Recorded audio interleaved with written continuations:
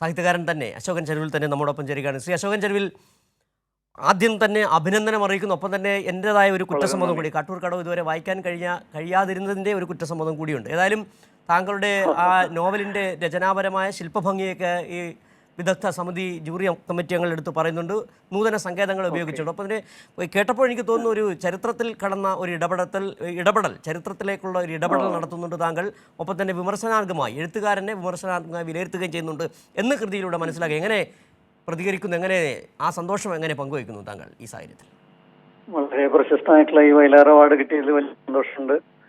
മാത്രമല്ല അതെൻ്റെ ഈ കാട്ടൂർ കടവ് എന്ന് പറഞ്ഞ നോവലിന് അത് ഞാൻ വളരെയേറെ എൻ്റെ ജീവിതവും കൊണ്ട് എഴുതിയിട്ടുള്ള ഒരു സംഗതിയാണ്. എൻ്റെ ഗ്രാമം, എൻ്റെ നാട്ടിലെ സാമൂഹ്യ പരിവർത്തനം, അവിടുത്തെ കുറേ മനുഷ്യന്മാർ.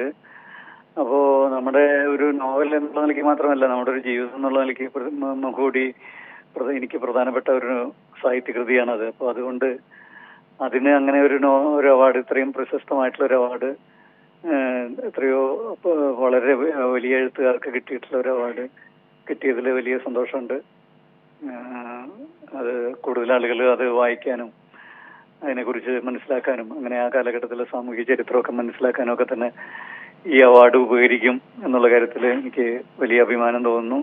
അവാർഡ് കമ്മിറ്റിയോടും അതിനുവേണ്ടി നിർദ്ദേശങ്ങൾ സമർപ്പിച്ചവരോടൊക്കെ തന്നെ എനിക്ക് ഈ സന്ദർഭത്തിൽ വലിയ നന്ദിയാണ് പറയാനുള്ളത്. അവരുടെ എൻ്റെ വലിയ കടപ്പാട് ഞാൻ അറിയിക്കുന്നു ഈ സന്ദർഭത്തിൽ.